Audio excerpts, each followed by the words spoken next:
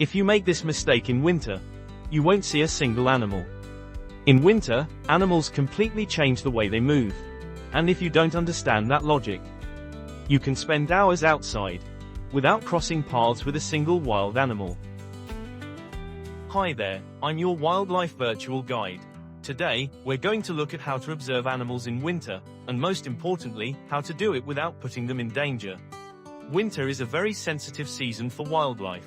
It's cold, food is scarce, and animals have to save every bit of energy to survive.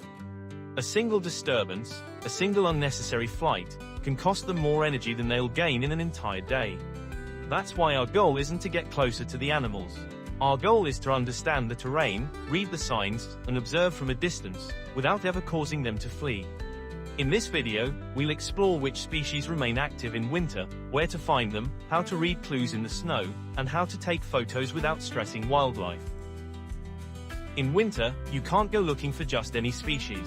Some animals rest, others become very discreet, and some disappear from the landscape entirely. The animals that stay active in winter are mainly foxes, stoats, roe deer, mountain hares, chamois, ibex, wild boar, and of course many bird species that remain here all year round. Among the easiest birds to observe in winter are tits, nuthatches, woodpeckers, jays, robins, grosbeaks, thrushes, and corvids. And then there are the iconic winter mountain species, such as bearded vultures, griffon vultures, alpine choughs, and grouse or ptarmigans.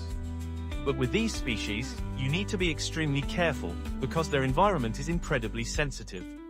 Other animals are much more discreet: badgers, stone martens, pine martens, owls, and other nocturnal species. They move very little and stay close to their shelters.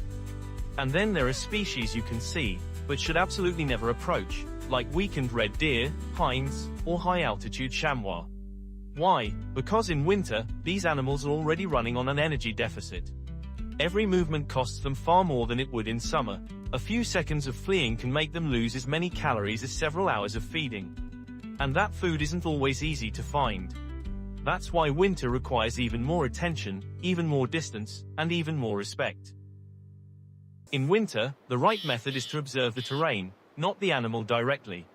Snow becomes like an open book. The most useful clues are tracks, trails, droppings, feathers, and areas where the snow has been dug up. These signs are easier to spot than the animal itself, and they cause no disturbance at all.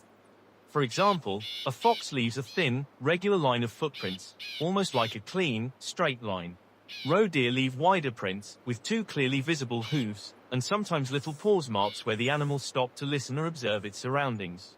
Hares leave very recognizable tracks. The two large hind feet are in front, and the smaller front feet are behind, always in that order. Wild boar leave heavy, deep footprints, sometimes with turned-over soil right next to them. Stoats often move in a series of small jumps. Their tracks appear in pairs, following a very regular rhythm. And for birds, you can see two main types of signs: small, tight little marks in the snow, or landing and takeoff traces, sometimes even with a faint imprint of the wings. In winter, the wind plays a huge role. You always move facing the wind, meaning against it, never with the wind at your back. Why? Because your scent travels much farther when it's cold. The air is denser, and it slides more easily along the ground. Animals can detect your presence from a much greater distance than in other seasons. In winter, scent also moves faster because the wind is often dry and steady. There's less vegetation to block it, and less warm humidity to disperse it. The sun also plays a major role. Animals seek out sunny slopes, especially in the morning, because sunlight warms them faster than the air. So you always observe from a distance, in open areas, and never inside their resting zones. These areas are usually sheltered from the wind, in hollows, depressions, or behind large rocks. If you walk into those places, you'll almost always trigger a flight. The most interesting areas in winter are forest edges, clearings, meadow borders, sun-exposed valleys, and south or southeast-facing slopes. These are the places that warm up the fastest, and where animals can still find a bit of food. Animals also make heavy use of transition zones, such as the passages between forest and meadow, or small natural corridors. These are real crossroads of activity. On the other hand, you absolutely avoid resting areas, burrows, cold hollows, wind-sheltered pockets, and any place where an animal could feel trapped. In winter, these spots are vital for them. One important point: snow sometimes reveals bedding spots, a cleaner circular patch, or an area where the snow has melted. If you see that, you turn back immediately. That's a resting place. If the animal no longer has a clear path to escape calmly, you are already too close. In winter, it must always be able to leave without effort. Otherwise it will run, and lose a huge amount of energy for nothing. And in winter, a single unnecessary escape can cost it dearly. In winter, many signs disappear under the snow. You can no longer see molehills, vole mounds, or the small hunting areas used by stoats. Everything becomes uniform, and reading the terrain becomes much more difficult.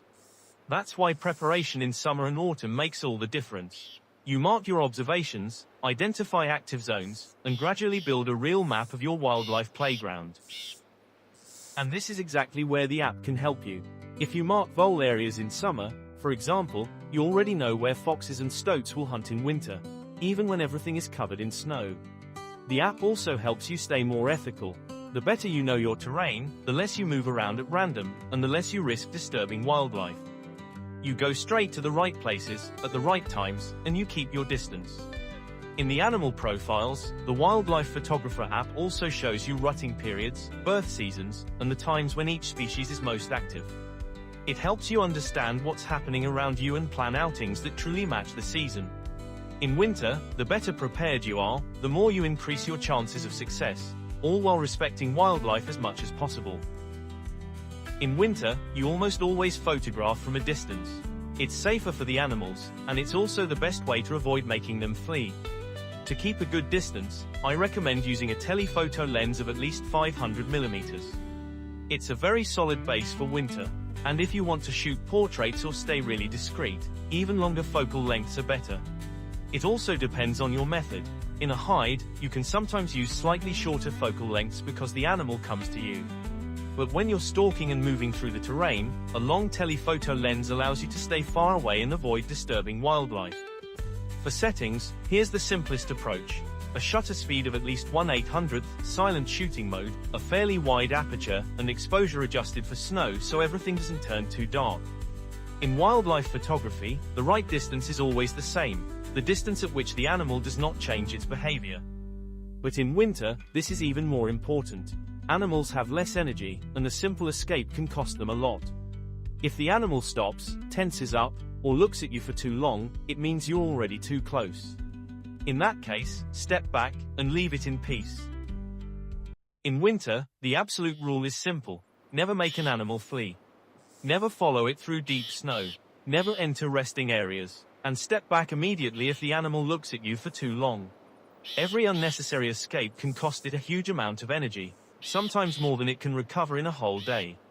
And this is where you need to be honest with yourself. In winter, sometimes you have to give up a photo. And that's completely normal. Sometimes, the right decision is simply to stay at a distance, enjoy the moment, and let the animal live its day in peace. That's also what true wildlife photography is about: putting nature before the image. Observing wildlife in winter is absolutely possible, as long as you do it with respect.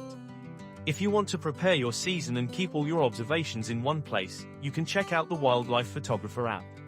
Thanks for watching this video. If you found it useful, feel free to leave a like, subscribe, and activate the bell so you don't miss anything. And tell me in the comments which species you'd like me to cover in a future video. It really helps me choose the next topics.